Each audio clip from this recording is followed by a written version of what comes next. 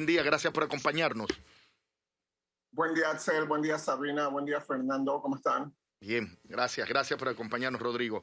Vamos a empezar martes, además de lluvioso, cargado de información. Esta semana, como le decía, hay temas muy importantes que se van a registrar en términos de audiencias de alto perfil.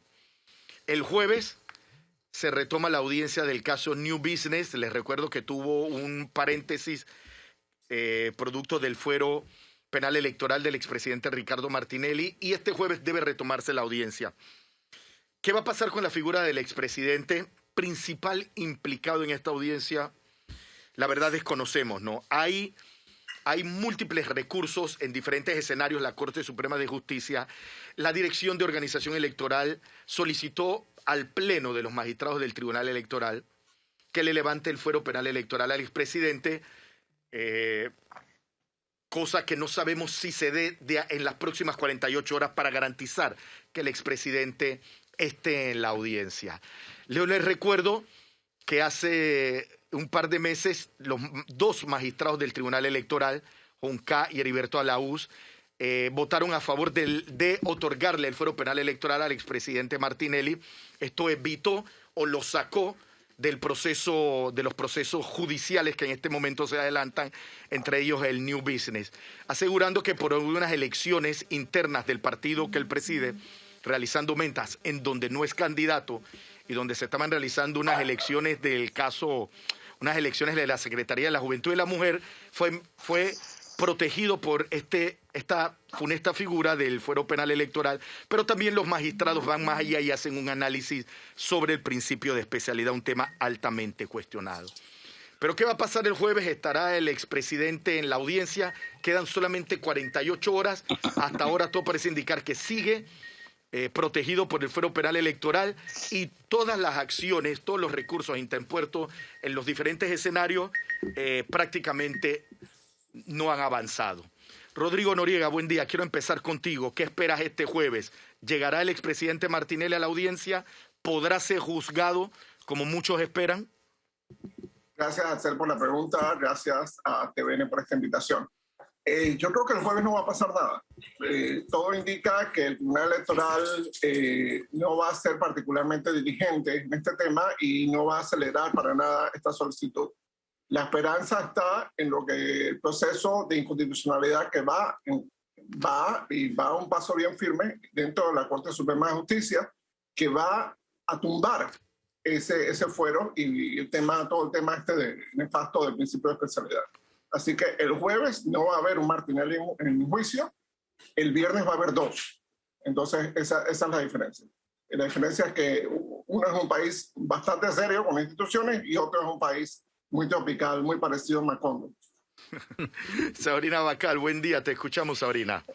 Sí, Rodrigo, nosotros vimos un pronunciamiento de la Dirección Electoral, estoy buscando exactamente el nombre. Dirección Nacional de Organización Electoral.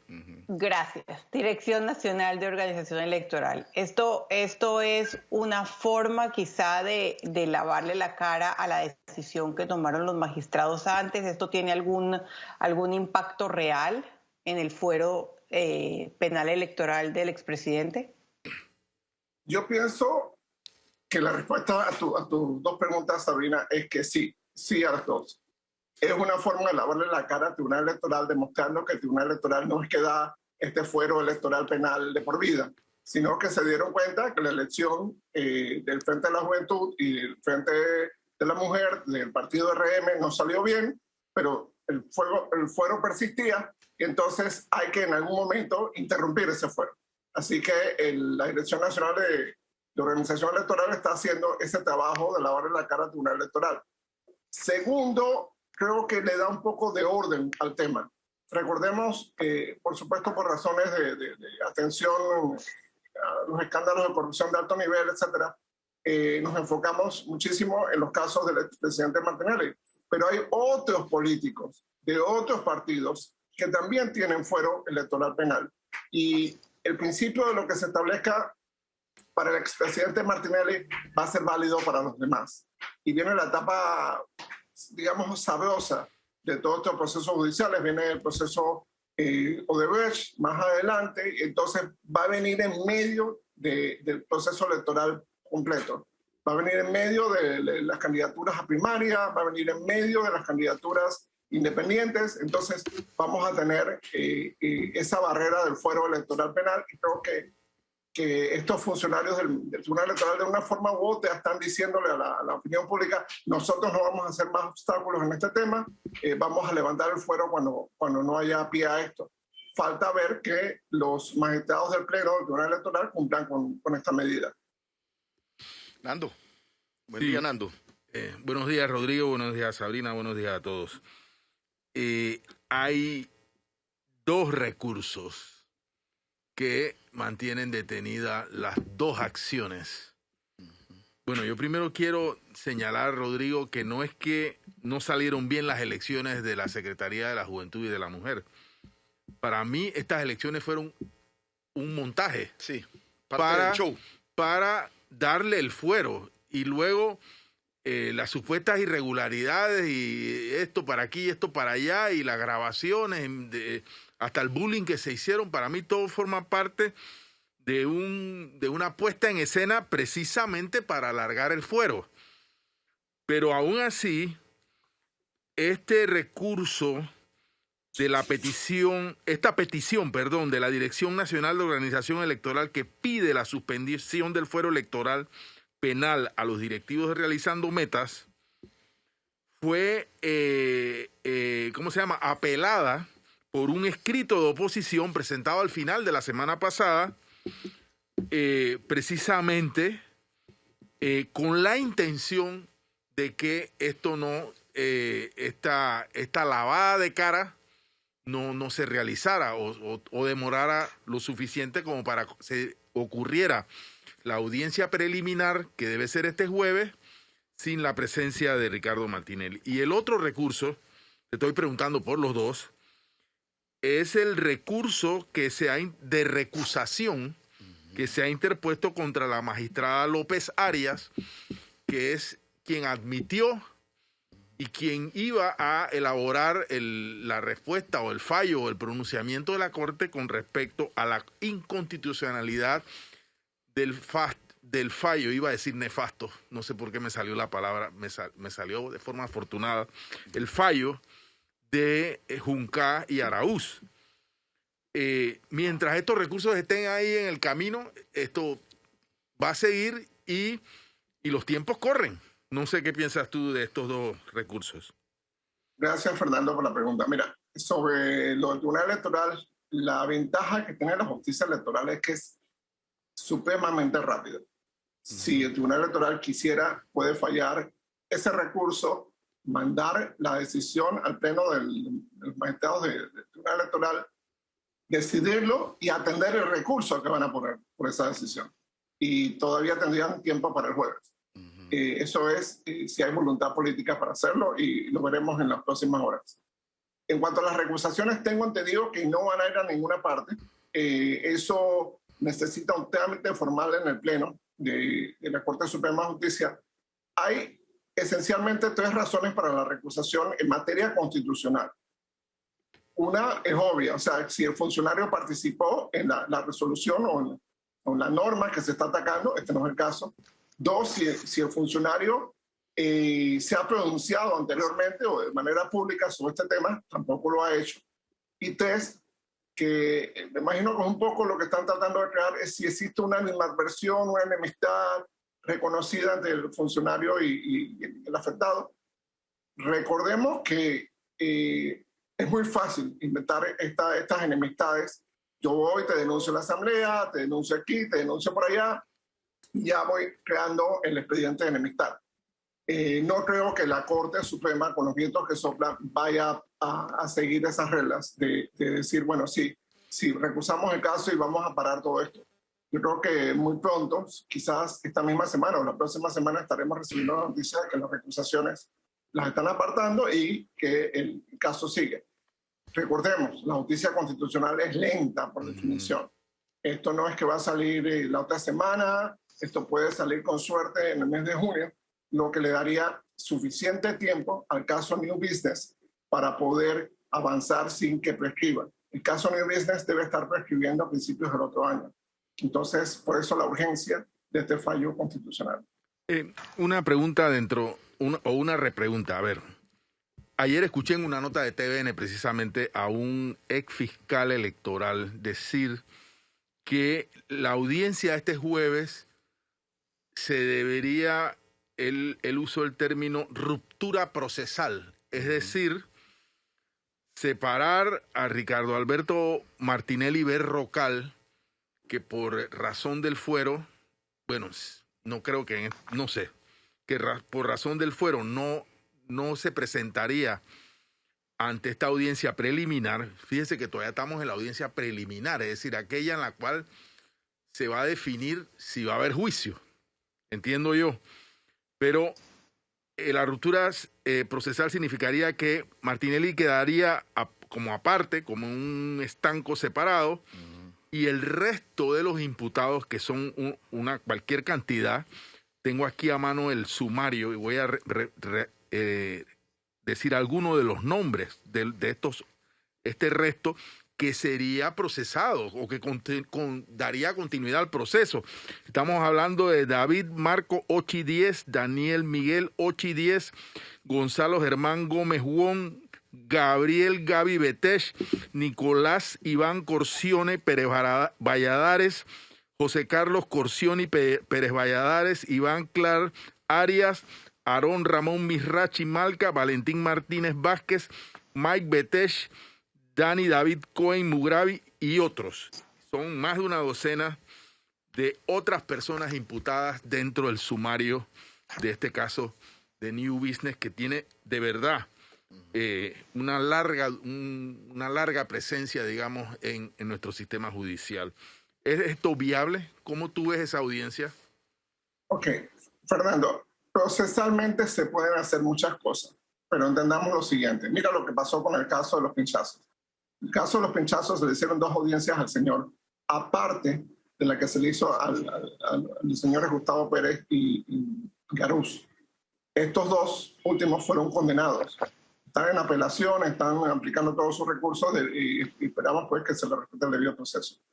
Ellos fueron una audiencia con un sistema judicial, se les reconocieron sus derechos, se hizo la audiencia, se tomó la decisión y punto. Y vimos todo lo que pasó con el caso de los pinchazos. Tuvimos 2 casos de los pinchazos, bajó y subió de la corte 2 veces y con el resultado nefasto que tuvimos. Entonces, yo en ese sentido no estoy dispuesto a apostar por la justicia panameña, de que tenga la capacidad de hacer este juzgamiento, ojo, respetando el derecho al debido proceso y la presunción de inocencia del expresidente Martinelli, pero no creo que la justicia panameña esté en la capacidad de fraccionar este caso y hacer un juicio aparte en el tiempo que nos queda. Si nos quedara más tiempo, de pronto sí. De pronto, por ejemplo, en el caso de Bech, que prescribe por allá por el 2026, de pronto sí está bien. Pero en este caso está tan encima que hacer eso, básicamente ya lo estás condenando el caso de la prescripción. Sabrina, pregunta. Sí, ligado al tema de Brecht, Rodrigo, está el tema de la multa que es insuficiente y que fue un error según declaraciones dadas por el procurador encargado Caraballo. Dijo que no se debió haber llegado a un acuerdo con la empresa Odebrecht antes de tener claro el panorama y que el monto es demasiado bajo. Y para rematar, la empresa ni siquiera paga. Y hay audiencia hoy a las 9 de la mañana, bueno, en este momento se debe estar dando para ver si la empresa se pone al día con su multa.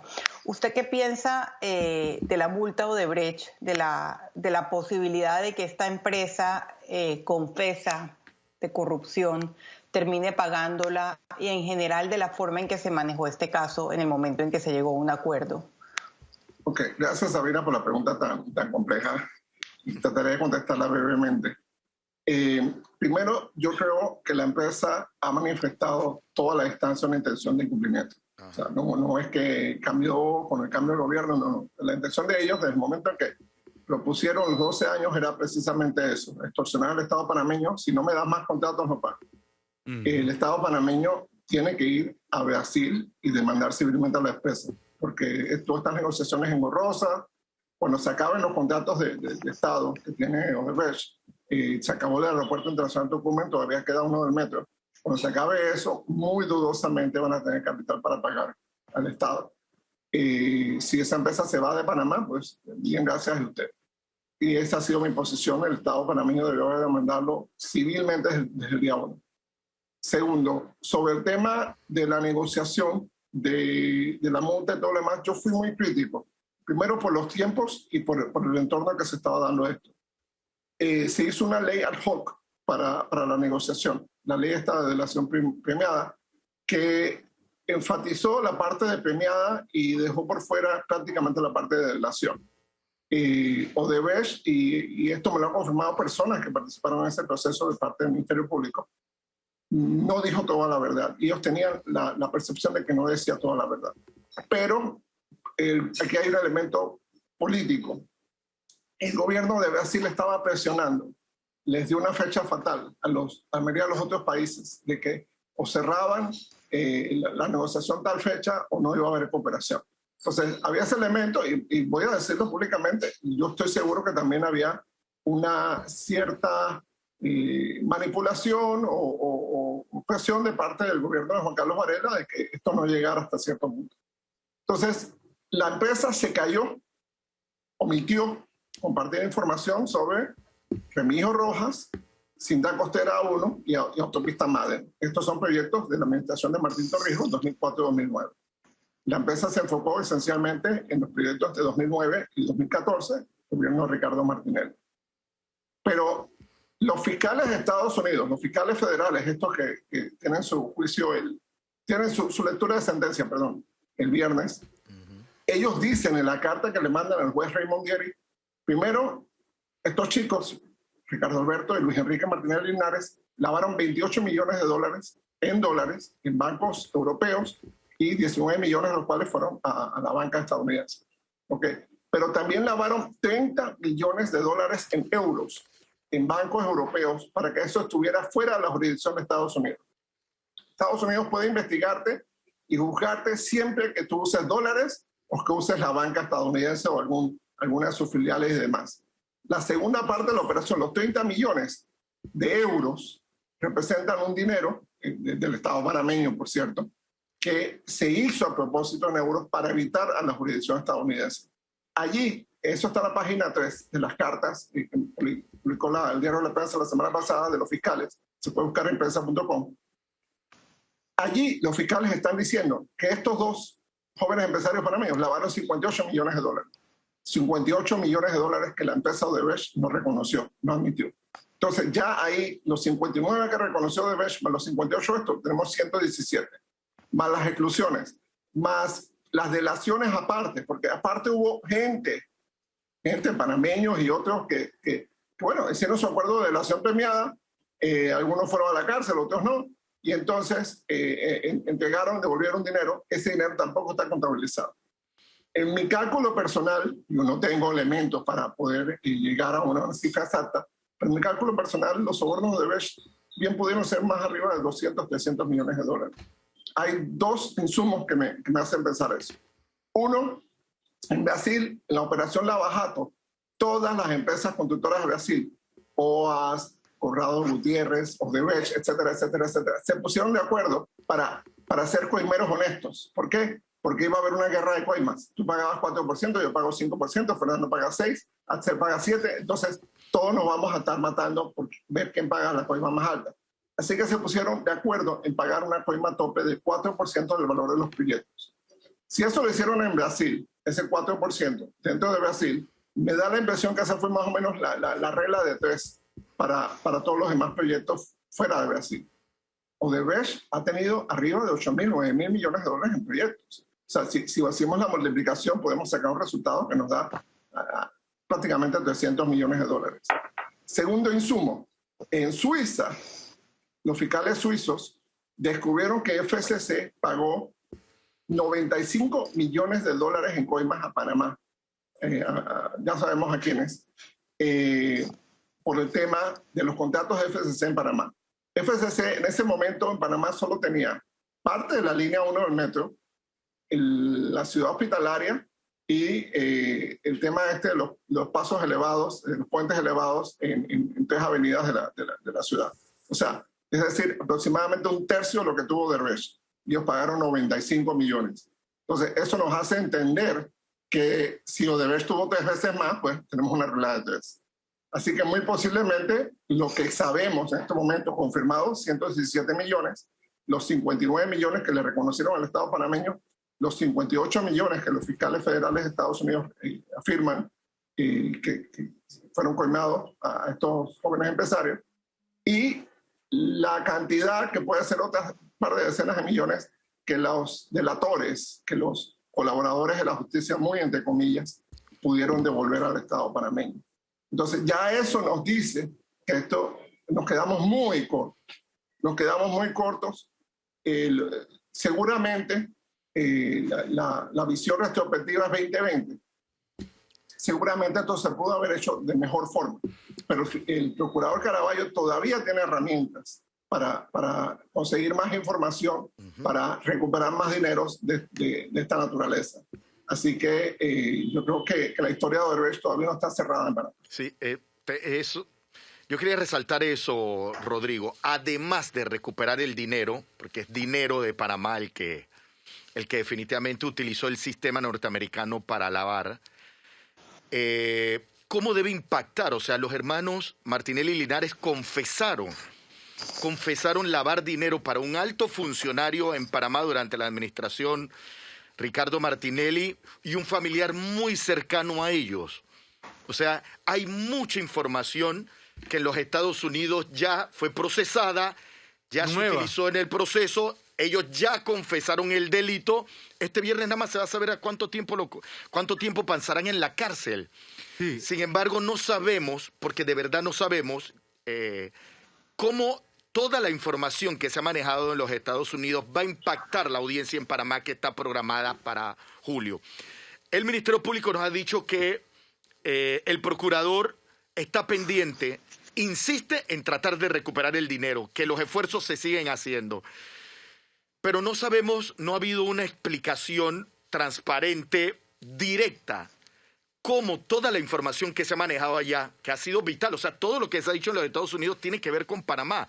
Todo, quizás algo de la operatividad de cómo fue los esfuerzos de mover el dinero, pero todo tiene que ver con Panamá. Desde la plata, las figuras, de dónde sale la plata, hacia dónde iba la plata, quiénes eran los beneficiados. Sin embargo, todavía nosotros no tenemos claro cómo lo que está pasando en los Estados Unidos, en Nueva York, que ya tiene 2 personas confesas que aseguraron sí lo hice y me van a condenar este viernes, pero no sabemos realmente el impacto que va a tener en la audiencia en Panamá. Gracias, Axel, por la pregunta. Mira, va a tener mucho impacto por 2 razones. Uno, el impacto obviamente mediático y psicológico para todos los demás participantes en el caso. Y segundo, por asistencia judicial. Es relativamente fácil para Panamá, gracias al Tratado de Asistencia Legal Mutua, obtener las pruebas que tiene el Departamento de Justicia. Pero Panamá obviamente lo está haciendo, Rodrigo. Sí, tengo entendido que sí están haciendo algo. Obviamente el Departamento de Justicia no va a dar todas sus pruebas porque todavía hay 9, 10 personas más que todavía Estados Unidos no ha imputado, no ha conseguido. Pero respecto a estos chicos, esas pruebas son importantísimas para el Estado panameño. Así que yo creo que por asistencia judicial Panamá las debe pedir. Segundo, y quiero que la audiencia tan inteligente, tan comprometida que tengan ustedes entienda este concepto. Este asunto no es solo del Ministerio Público, esto debe ser política de Estado. El Estado panameño, incluyendo el Ministerio de Relaciones Exteriores, el Ministerio de Economía y Finanzas, el Ministerio Público, el Ministerio de Seguridad, etcétera, tienen que trabajar conjuntamente para ir a recuperar todos estos fondos. Hay un montón de plata congelada en Suiza, hay otro poco de plata congelada en Andorra, hay bienes en España, hay bienes en Estados Unidos, etcétera. Hay información en Brasil que se tiene que ir a solicitar, que se tienen que seguir haciendo gestiones. Yo insisto en la demanda civil contra Odebrecht en Brasil y la demanda civil contra FCC en España, por supuesto. Entonces, eso es clave. ¿Por qué? Porque esas demandas civiles son la forma que tiene el Estado panameño de recuperar los daños. Ojo, el daño de una coima no es, bueno, le pagaste $1 millón a Rodrigo Noriega, así que el daño fue $1 millón. No, mentira.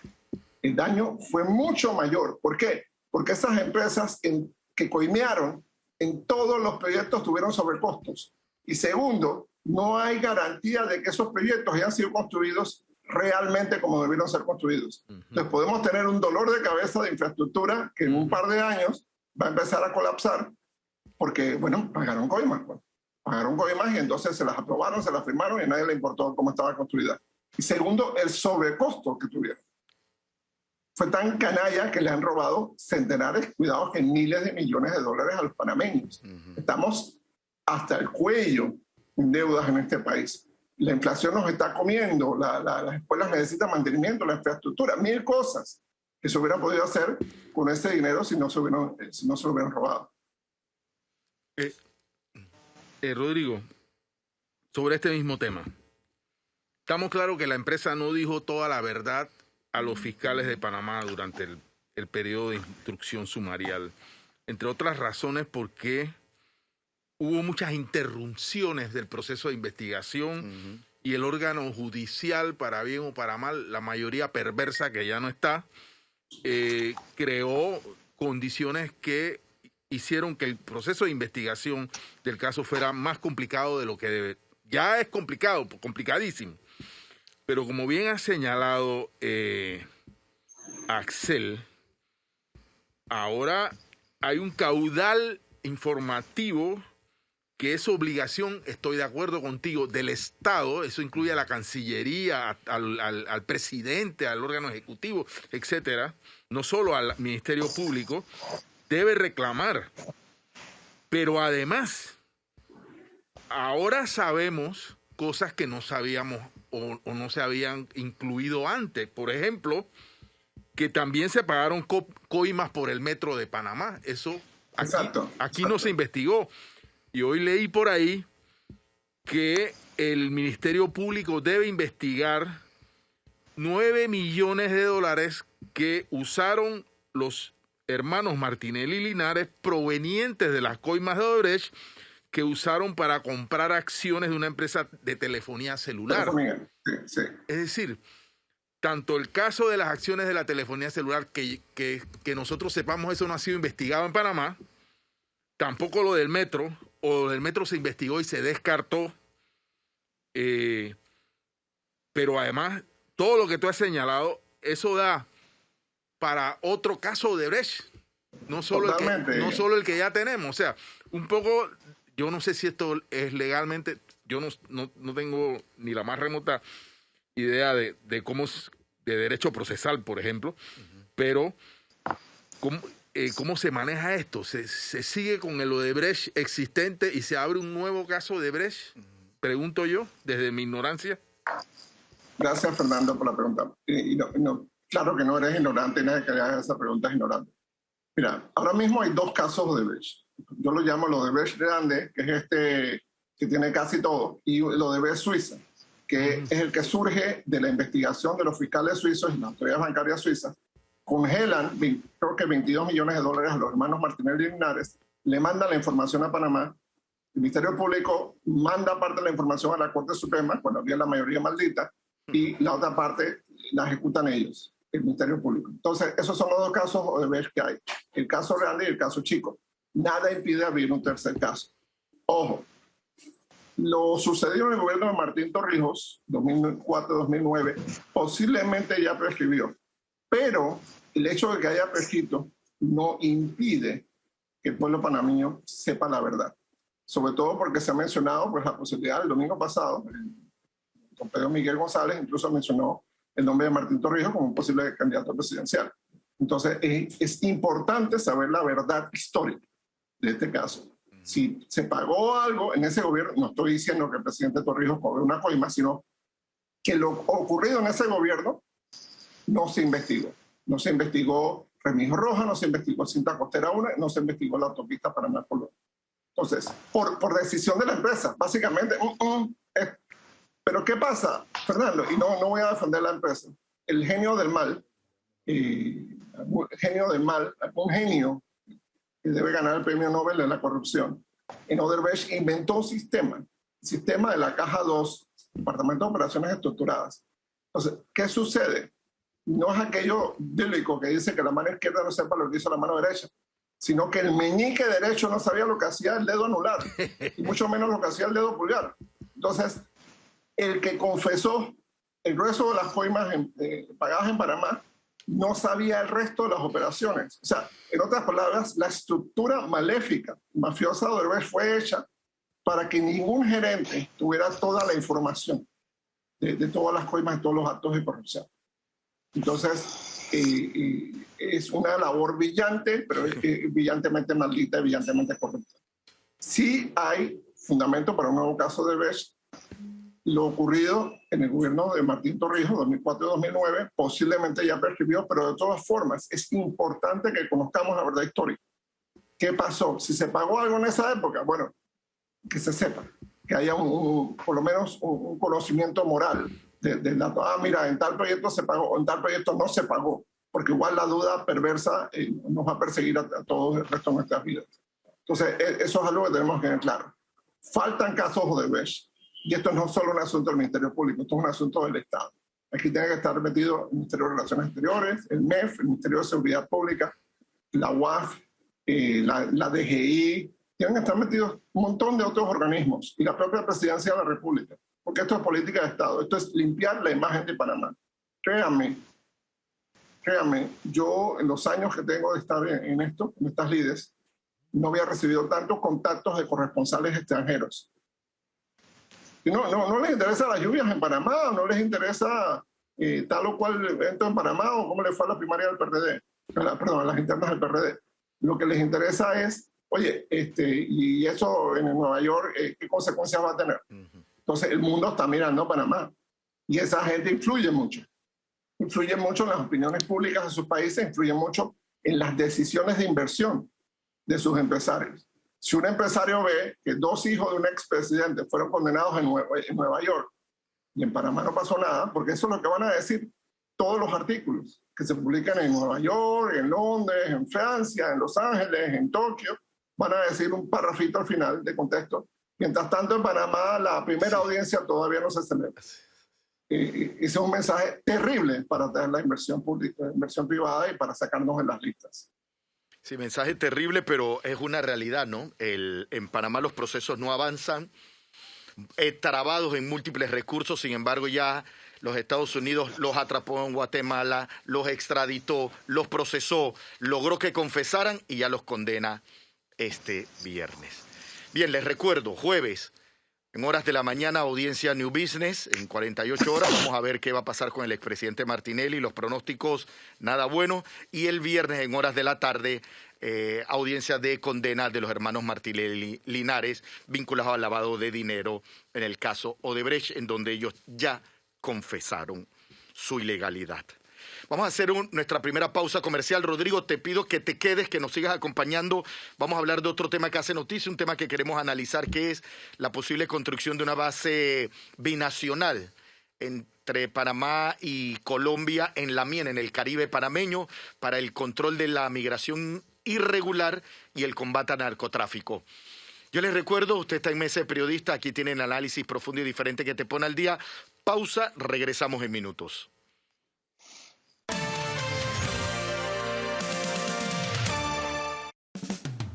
Este viernes, ahora sí viene lo bueno.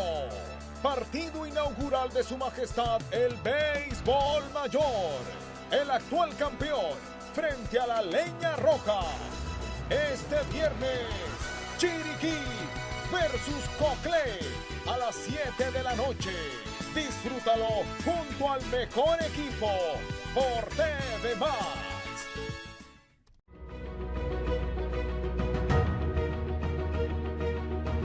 Hoy nos encontramos aquí, en este místico Estadio Rod Carew, que tantas glorias nos ha dado. Nuestro gobierno sigue reafirmando el compromiso que tenemos con el deporte, dando orden de proceder para la recuperación en su primera etapa de este Estadio Rod Carew es motivo de orgullo.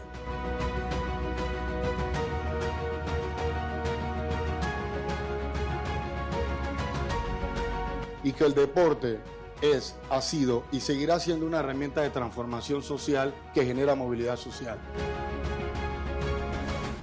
El mejor béisbol del planeta lo disfrutas en TV Max. Los Dodgers de Mookie Betts visitan en el Citizen Bank Park a los Phillies del panameño Joker Camargo en duelo de la Liga Nacional. Juegazo que no te querrás perder. Este sábado, Dodgers de Los Ángeles versus Phillies de Filadelfia a las 5 de la tarde. Un fin de semana repleto del mejor béisbol con los que sí saben por TV Max. De lunes a viernes en Somos la Cele, mantente informado con toda la actualidad del mundo del deporte. Importante resaltar lo que pasa en nuestra liga. Junto al mejor equipo de deportes, Ricky Casa, Salva Saldaña y el gran Julio Chevelú. Somos la Cele, de lunes a viernes a la 1 de la tarde por TV Max. El partido de vuelta entre Académicos y Taurinos está que arde. En las semifinales de la LPF Tigo Apertura 2022, la albinegra ¡Va el colombiano, el disparo, gol! ¡Gol! quiere sorprender en casa ajena a un Ferrari que quiere ser campeón. El próximo domingo, Sporting San Miguelito frente a Tauro a las 6 de la tarde. Disfrútalo junto al mejor equipo en TV Max.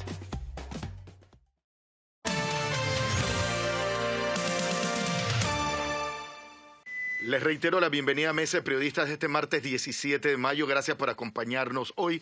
Axel Rivera les saluda en compañía de Fernando Martínez, Sabrina Bacal y Rodrigo Noriega. Bien, este es otro tema que queríamos conversar con Rodrigo porque días atrás hizo un escrito en su blog relacionado a la posibilidad de una base militar colombiana en Panamá. Ya la actividad del narcotráfico intensa en la selva darienita ha exigido que esfuerzos multilaterales, Colombia, Estados Unidos, pongan el ojo sobre este sector. Pero la situación de migración irregular ha hecho que los Estados Unidos principalmente le pongan más atención a la región. Nosotros lo vimos en estos días, hubo aquí incluso un encuentro de cancilleres, vino el secretario de Estado Blinken, estuvo Mayorkas, el secretario de Seguridad de los Estados Unidos, incluso hizo un recorrido por el Darién conociendo las instalaciones de la policía panameña, del Servicio Nacional de Frontera, para entender cómo se estaba manejando esta situación de la migración irregular. La mayoría de esas personas, muchos haitianos, cubanos, venezolanos, extracontinentales, van a parar a los Estados Unidos. Y se habla de la posibilidad, se ha abierto la posibilidad, algo que no es nuevo, de establecer una base militar conjunta. Se habla en La Miel. Eso es en el Caribe panameño. Rodrigo, ¿esto va a ser realidad o es uno de los esfuerzos que se viene explorando desde hace muchísimos años, incluso con participación de militares norteamericanos? ¿Se va a hacer realidad esto, tú crees? Gracias, Axel, por la pregunta, por este tema tan importante. La mala noticia es que lo más probable es que se haga realidad. Ya hoy tenemos 3 bases binacionales en Darién. Una que está pegada al Pacífico, otra en la mitad de Darién y otra en el Alto Darién, y esta sería la 4ª. Esta sería La Miel, eso sería un corregimiento de Puerto Valdía, que es en la frontera de Cunayala con la República de Colombia. ¿Cuál ha sido la mitología? Porque esto es una mitología que se invoca. Voy a separar un poquito los juicios de valor del tema histórico. Sí fue cierto que en los años 90 y principios de este siglo, hubo una fuerte presencia de la FARC en Darién, incluso decían del Frente 57. Tengo entendido por especialistas esto que fue más allá del Frente 57, pero en fin. Y sí, Panamá necesitaba reforzar su presencia, pero no solo la presencia de seguridad en Darién, sino también la presencia del resto del Estado. Ministerio de Educación, MIDE, Ministerio de Salud, Ministerio de Comercio, en fin, todo el alfabeto de instituciones del Estado panameño. Simplemente lo que hicieron los políticos, no solo un gobierno, sino todos los gobiernos, fue tirar la llave y entregarle Darién al Senafrón. El Senafrón fue creado en el 2007 y supuestamente era un servicio nacional de fronteras. Iba a cuidar Darién y Cunayala, frontera con Colombia, Chiriquí, Comarca y Bocas del Toro, frontera con Costa Rica. las atribuciones y la jurisdicción de la Federación han ido creciendo. Ahora inclusive operan en Chepo y recientemente una resolución expandieron su jurisdicción hasta Puerto Armuelles. Entonces, un día de estos nos vamos a encontrar a Senafrón trabajando ordinariamente en Los Santos, en Cotlé, en cualquiera de estos sitios, o sea, violando sus propias normas y su propia razón de ser. Segundo, toda la militarización de la frontera con Darién, pues todo tiene una lógica que viene del norte, el Comando Sur, el Pentágono, etc. Panamá aceleró la militarización de la Policía Nacional desde 1993 al 2007, en aproximadamente 14 años.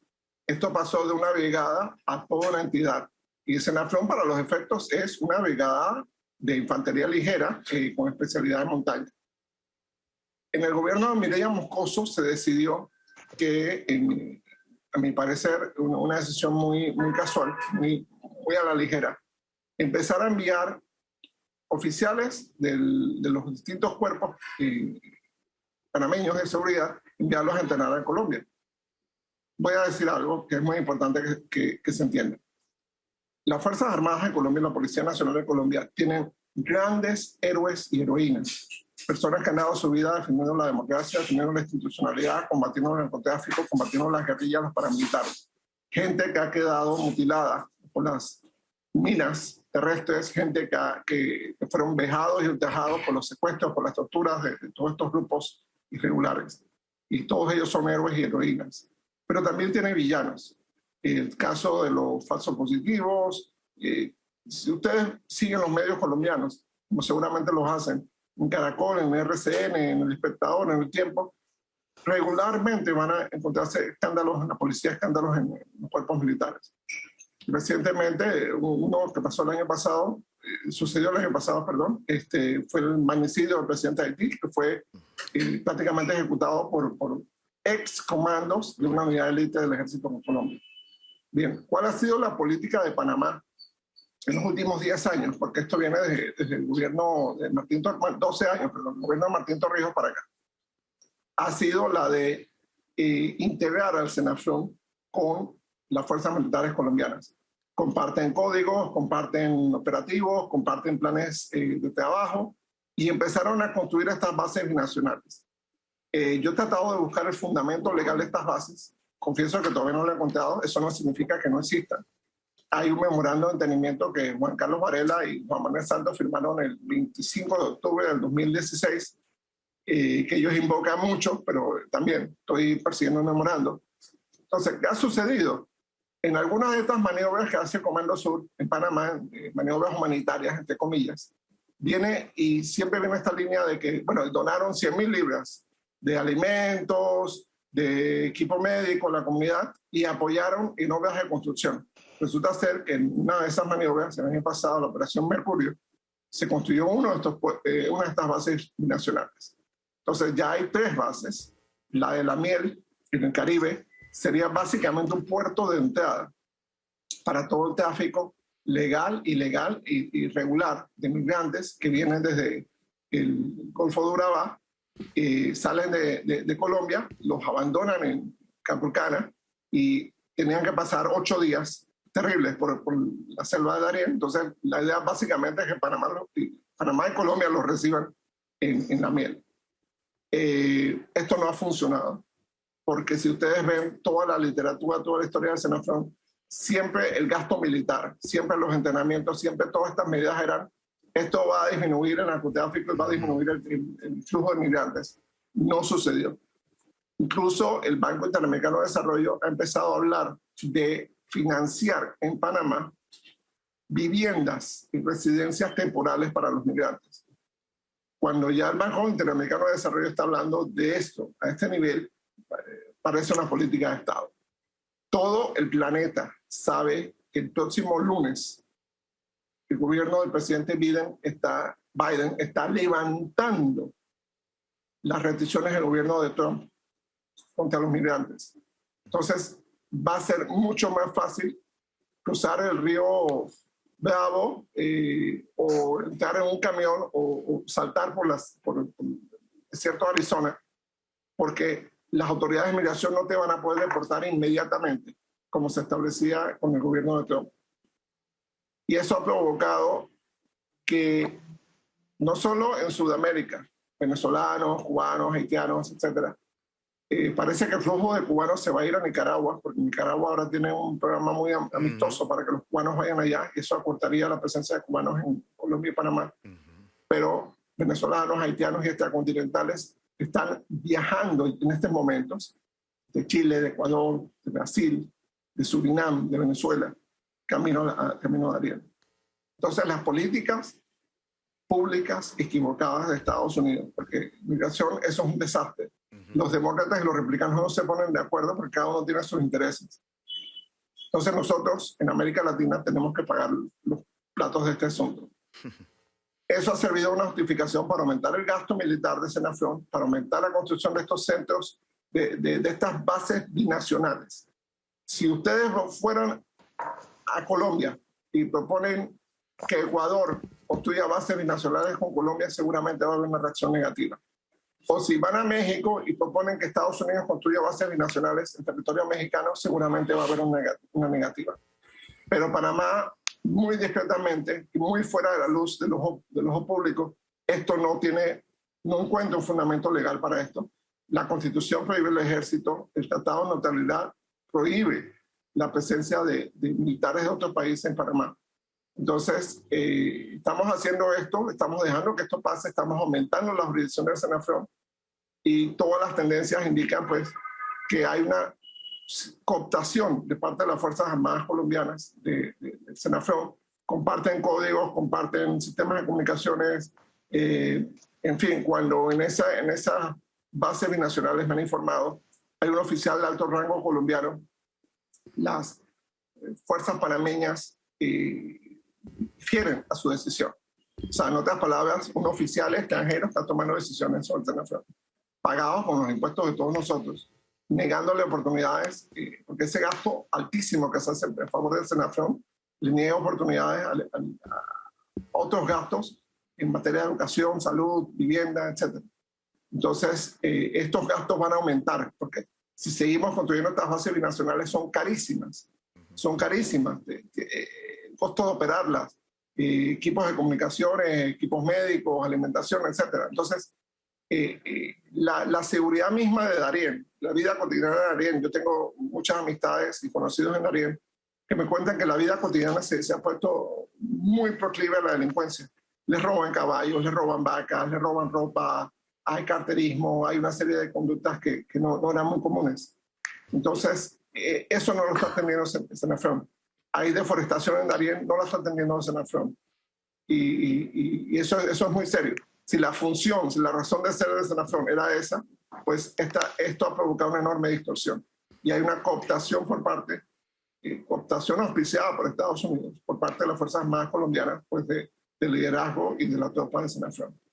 Sabrina. Rodrigo, llama la atención que algo tan grave, que a todas luces es violatorio de la Constitución, y como bien usted también lo ha explicado, del Tratado de Neutralidad, no genera un escándalo en la opinión pública. ¿Usted cree que el hecho de que esto pase sin demandas de inconstitucionalidad, sin grandes protestas, sin grandes artículos, tiene que ver con, por un lado, cierta nostalgia con los militares, con el militarismo? Vemos un proceso de militarización abierta de la fuerza pública. Usted ahora habla de la influencia, de la mala influencia de la Fuerza Armada colombiana, que ya la hemos visto también en otros temas, como el tema de la cientología. Y no hay reacción de la opinión pública. ¿Usted cree que esto tenga que ver con, por un lado, cierta nostalgia y también la fuerza o el apoyo que está perdiendo entre la población, no solamente en Panamá, sino en el mundo, la democracia? O sea, que la gente no entienda por qué esto es grave. Sí, creo que coinciden dos cosas, Sabrina. Lo que acabas de señalar, hay una cierta nostalgia reaccionaria, la denomino así, entre la población. Se ha perdido el orden, los jóvenes no hacen caso, sí. Nada funciona, se escapan los delincuentes, hay todo tipo de delincuencia en este país, falta la mano dura. Entonces, Senafrón en Darién y en las zonas donde está, representa esa mano dura, esa presencia del verdolaga, de los oficiales vestidos de camuflaje, las boinas, el rifle de asalto. Eso manda un mensaje de orden. Segundo, hay un tema en la opinión pública panameña de que Darién es como este tema mitológico. Darién es algo que es panameño, pero es demasiado grande para Darién, para Panamá. La opinión pública panameña lo asimila como tal. Que mejor dejamos eso cerrado por allá, mejor, ¿sabes? Es demasiado peligroso. No lo es, por el contrario. Yo he visitado Darién en múltiples ocasiones y es un sitio bastante seguro, bastante amistoso. No hay mucho que hacer, por cierto, más allá de disfrutar de la naturaleza y escuchar las conversaciones con las personas. Pero aparte de eso,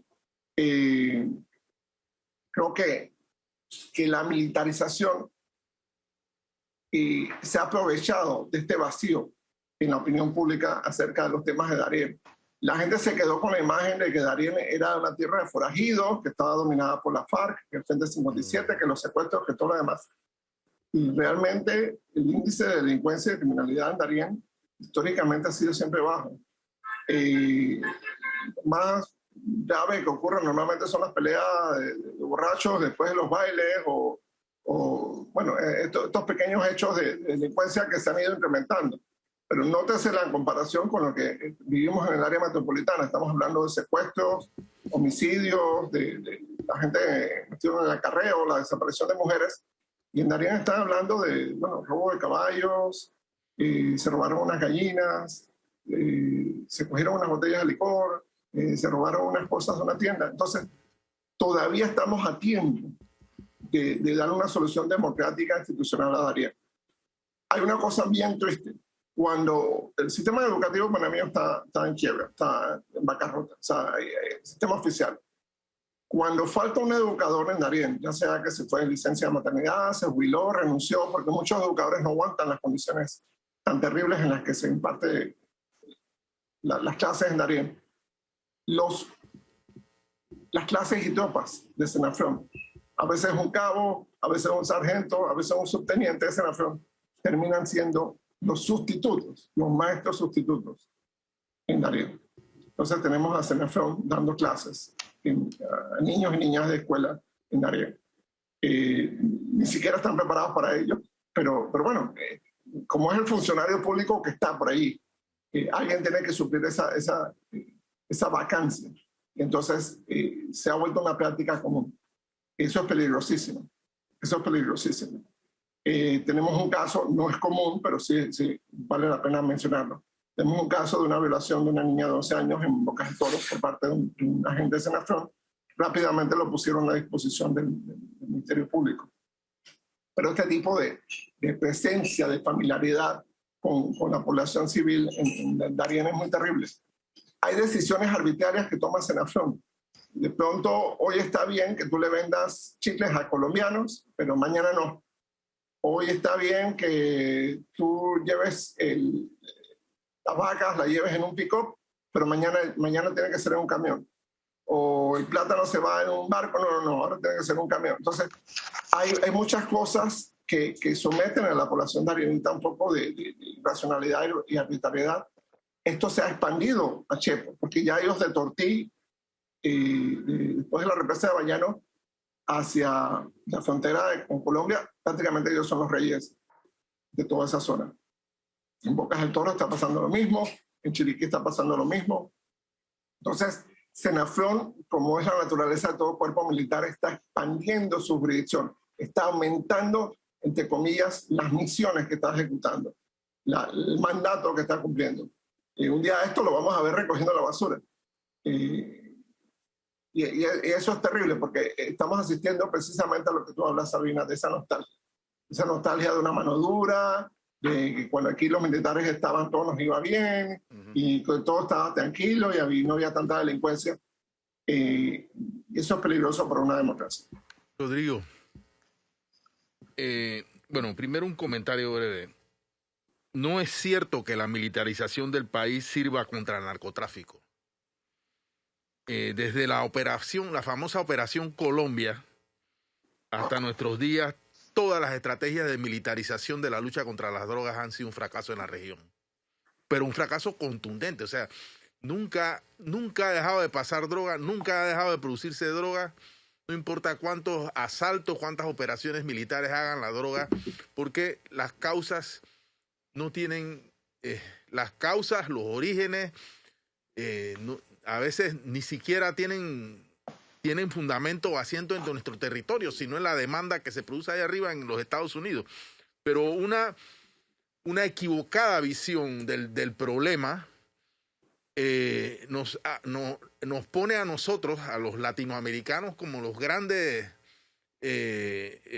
cuidadores o muros de contención de un problema cuyas causas o es estructural, de la desigualdad, la pobreza, etcétera, de la forma en que los campesinos humildes de Colombia y de otras partes de nuestra región han sido despojados por una oligarquía, por la oligarquía colombiana, por 40 familias, o por la enorme demanda que tiene esa droga en los mercados de los Estados Unidos. Pero dicho esto, yo quiero preguntar, ¿qué estatus tienen los militares colombianos que sirven en Panamá?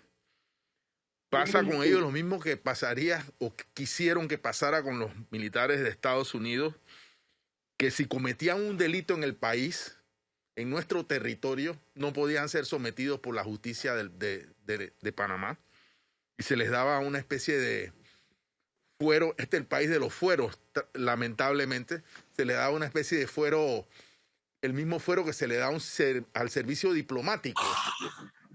Este es un tema, pero además, el tema de la presencia militar colombiana, ¿dónde está la juridicidad? Además de que nuestra Constitución dice que nosotros no tenemos, yo siento que se está violando un mandato constitucional.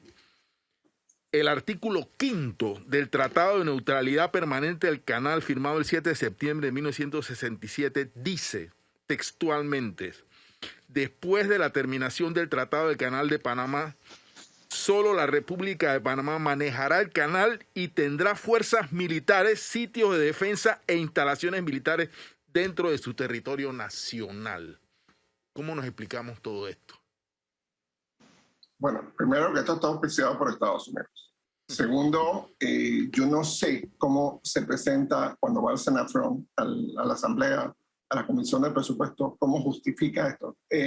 Necesito tantos millones para las bases militares internacionales que tengo con Colombia. Sí, cómo no apruebo eso. O sea, ¿cuál es la justificación legal de ese tema? Segundo, coincido contigo, la militarización no ha funcionado como un arma contra el narcotráfico. Hace unos años un economista holandés llamó al Plan Colombia como el plan de promoción de exportaciones más exitoso de la historia. Porque él decía, cuando empezó el Plan Colombia, en el gobierno de Clinton, más o menos se estimaba que la exportación de cocaína andaba en 200 a 300 toneladas. Y hoy es un orden de magnitud mayor, casi 10 veces más es el estimado. Entonces, si ese es el resultado del Plan Colombia, vamos, o sea, promovió muy bien las exportaciones. La militarización no es la solución, pero es una justificación, y es que he hecho un paso para atrás, es una justificación para la existencia del Comando Sur, para sus tareas en América Latina. Entonces, es una forma de poder justificar una cadena de cosas.